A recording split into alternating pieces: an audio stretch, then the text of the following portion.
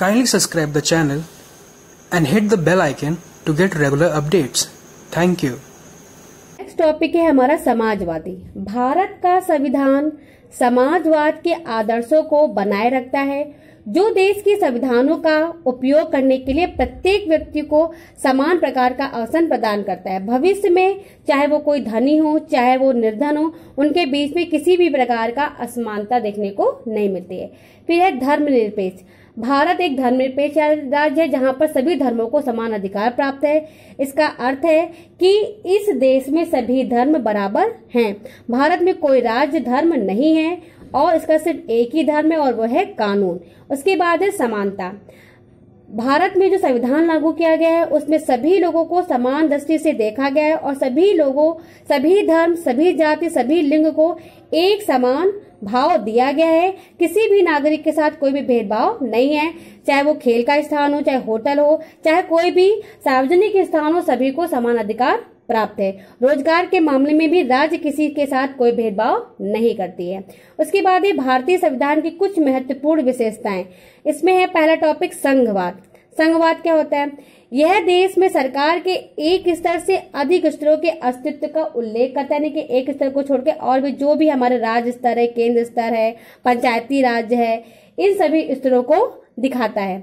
संघवाद का प्रणाली तंत्र है जिसमें व्यक्ति राज्य अपने मामलों पर नियंत्रण रखता है, किंतु ये राज्य राष्ट्रीय महत्व के मामलों में केंद्र सरकार द्वारा नियंत्रित होते हैं तथा साथ ही अपने पदाधिकार संविधान से प्राप्त करते हैं। भारत में सभी व्यक्ति कानूनों में नीतियों द्वारा शासित किए जाते हैं। ये कानून सरकार के अन्य प्रत्येक स्तर द्वारा भी बनाए जाते हैं। उसके बाद है सरकार का संसदीय रूप। संसदीय रूप मतलब उस संसद की जो संरचना है उसके बारे में। सरकार के सभी स्तरों पर प्रतिनिधियों का चुनाव लोग स्वयं करते हैं। भारत का संविधान अपने सभी वयस्क नागरिकों यानी कि जो 18 साल की आयु से ज्यादा हैं वो वोट डाल करके उनको चुनता है। संविधान में सार्वभौमिक वयस्क मताधिकार, इसके आगे हम आपको पहले बता चुके हैं कि सभी को बराबर से मत देने का अधिकार है। कोई भी व्यक्ति किसी भी व्यक्ति को चुन सकता है। इसके अतिरिक्त प्रत्येक व्यक्ति स्वयं चुनाव भी लड़ सकता है, चाहे उसकी सामाजिक पृष्ठभूमि कैसी ही क्यों ना हो। ठीक है। उसके बाद है सार्वभौमिक वयस्क मताधिकार। भारत में सार्वभौमिक वयस्क मताधिकार प्रचलित है, अतएव प्रत्येक वयस्क नागरिक मतदान कर सकता है, चाहे उसकी प्रजाति, चाहे उसका धर्म, भाषा, लिंग, जाति, संपत्ति, शिक्षा का स्तर, चाहे वो कैसा भी क्यों ना हो, पर वह प्रत्येक व्यक्ति मत भी दे सकता है और चुनाव भी लड़ सकता है। सरकार के 3 अंग अथवा शाखाएं। सरकार के 3 अंग है, विधायिका, कार्यपालिका, न्यायपालिका। ये सब संप्रभुत्व जनता और प्रतिनिधियों द्वारा किया जाता है। सरकार इन अंगों के माध्यम से कार्य करती है। विधायिका हमारे चयनित प्रतिनिधियों का उल्लेख करती है और कार्यपालिका लोगों का एक छोटा समूह है जो कानूनों को क्रियान्वित करता है। इसके आगे का हम नेक्स्ट वीडियो में शेयर करेंगे। Everyone, I am Swati Shukla. Today I start my next video of class 8B subject civics part 4. इसके पहले हमने सार्वभौमिक अधिकार के बारे में पढ़ा, तो आइए हम नेक्स्ट टॉपिक जानते हैं। समानता का अधिकार क्या है? कानून के समक्ष सभी व्यक्ति बराबर है, जिसका अर्थ है देश के कानून द्वारा सभी व्यक्तियों को समान रूप से सुरक्षा प्रदान की जाए। यह अधिकार यह भी उल्लेख करता है कि नागरिकों के साथ उनके धर्म को लेकर, उनके जाति को लेकर, उनके लिंग को लेकर के कोई किसी भी प्रकार का कोई भेदभाव नहीं होता। चाहे कोई भी सार्वजनिक स्थान हो, खेल के मैदान, होटल, दुकान आदि, या राज्य रोजगार मामले से संबंधित कोई चीजें हो, उसमें भी वो भेदभाव नहीं कर सकता। किंतु इसमें कुछ अपवाद है जिसमें विषय में आप इस पुस्तक में आगे पढ़ेंगे। पहला है स्वतंत्रता का अधिकार।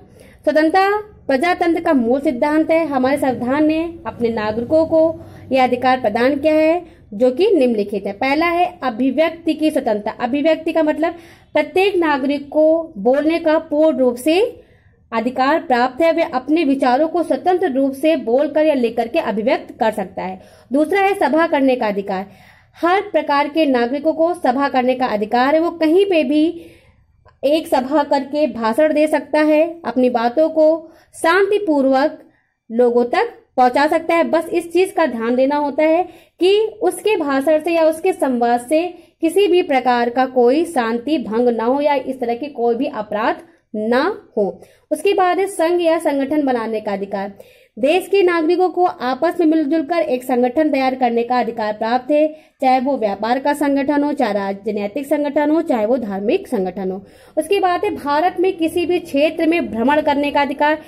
देश का प्रत्येक नागरिक देश के किसी भी क्षेत्र में स्वतंत्र रूप से जा सकता है और उसको किसी भी प्रकार का कोई कानूनी रोक टोक नहीं हो सकता।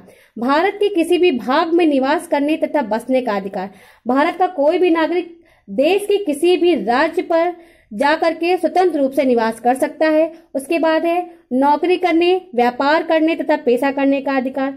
भारत का कोई भी नागरिक देश के किसी भी भाग में अपना व्यापार और पेशा चला सकता है, किंतु इन अधिकारों की भी अपनी कुछ समस्याएं हैं। हम अपने अधिकारों के लिए स्वयं उत्तरदायी होते हैं। उसके बाद है शोषण के विरुद्ध अधिकार। संविधान मानव तस्करी, बलात्कार यानी कि जो बंधुआ मजदूरी होती है तथा 14 वर्ष से कम आयु के बच्चों से कार्य कराने का जो प्रतिबंध लगता है वो लगा हुआ है कि कोई भी व्यक्ति 14 साल से कम उम्र के बच्चों के साथ कार्य नहीं कर सकता। उसके बाद सांस्कृतिक एवं शिक्षा का अधिकार। भारत एक विशालकाय देश है तथा यहाँ विभिन्न प्रकार की भाषा, विभिन्न प्रकार की संस्कृति, विभिन्न प्रकार की परंपराएं पाई जाती है। प्रत्येक भाषा का अपना एक साहित्य होता है। प्रत्येक नागरिक अपनी संस्कृति तथा भाषा पर गर्व करता है और उसे अपनी संस्कृति और भाषा को अपनाने का अधिकार है। उसके बाद सर्वोच्च उपचारों के लिए अधिकार। इस अधिकार के तहत यदि नागरिकों को ऐसा प्रतीत होता है कि राज्य के द्वारा उनके किसी मौलिक अधिकार का हनन हो रहा है तो उन्हें अदालत जाने का अधिकार प्राप्त है। इसके आगे का हम नेक्स्ट वीडियो में शेयर करेंगे। Thank you everyone, I am Swati Shukla. Today start my next video of class 8B lesson 1।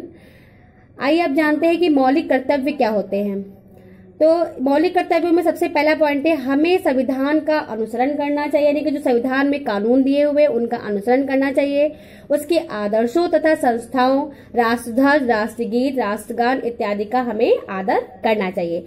दूसरा है ऐसे उच्च आदर्शों को संजोए रखना चाहिए तथा उनका अनुसरण करना चाहिए जिन्होंने स्वतंत्रता के लिए हमारे राष्ट्रीय संघर्ष को प्रेरित किया, यानी कि जो देश के कार्यों में बलिदान कर चुके हैं उनका हमेशा सम्मान करना चाहिए। फिर है हमें भारत की जो प्रभुसत्ता है, एकता है और उसकी जो अनेकता को बनाए रखना चाहिए तथा उसकी रक्षा करनी चाहिए, उसको खंडित करने का प्रयास नहीं करना चाहिए। हमें देश की रक्षा करनी चाहिए तथा आवश्यकता पड़ने पर राष्ट्र सेवा के लिए प्रस्तुत होना चाहिए।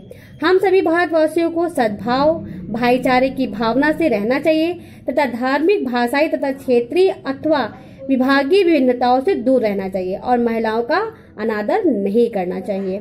फिर अपने संयोजित संस्कृति की धनी धरोहर का सम्मान करना चाहिए तथा उनका संरक्षण करना चाहिए। अपनी प्राकृतिक वातावरण की रक्षा करनी चाहिए जिससे वन, झीलें, नदियां, वन जीव तथा सभी प्रकार के सजीव जो प्राणी हैं वो सम्मिलित हैं। फिर वैज्ञानिक सोच, मानवता, जात और सुधार की भावना का विकास करना चाहिए। फिर व्यक्तिगत एवं सामाजिक क्रियाकलाप से सभी क्षेत्रों में श्रेष्ठता प्रदान करने के लिए संघर्ष करना चाहिए जिससे कि राष्ट्र में उद्यम को लेकर उपलब्धियों के उच्च स्तर के नए आयाम बन सके। फिर देश का 11वां मौलिक कर्तव्य सन 2002 में 86वें संवैधानिक संशोधन द्वारा जोड़ा गया है। यह उल्लेख करता है कि प्रत्येक अभिभावक नागरिक को उसके बच्चों की शिक्षा के लिए अवसर प्रदान किए जाते हैं जिसकी आयु 6 से 14 वर्ष की मध्य की होती है। फिर है धर्मनिरपेक्ष राज्य। भारत में विभिन्न धर्म के लोग रहते हैं जैसे हिंदू, इस्लाम, ईसाई, बौद्ध, जैन, सिख इत्यादि। इनके प्रति आपस में कोई भी सांप्रदायिक दंगे न हो, सौहार्द बना रहे, यही धर्मनिरपेक्ष राज्य है। इसके 4 प्रमुख बिंदु हैं। पहला है भारत, पाकिस्तान, ईरान, सऊदी अरब आदि देशों जैसे धर्म राज्य नहीं है। दूसरा है यह धर्म के आधार पर भेदभाव नहीं करता है। तीसरा है राज्य का कोई भी सरकार धर्म नहीं है। सभी भारतीयों को अपने पसंद का धर्म अपनाने तथा प्रचार करने की स्वतंत्रता प्राप्त है, किंतु यह भी आवश्यक है कि किसी व्यक्ति या व्यक्तियों के समूह को देश में सांप्रदायिकता का प्रचार करने या किसी भी प्रकार के सांप्रदायिक बीच में घृणा, आपस में भेदभाव, दुर्भाव करने की अनुमति प्राप्त नहीं है। इसके आगे का हम नेक्स्ट वीडियो में शेयर करेंगे।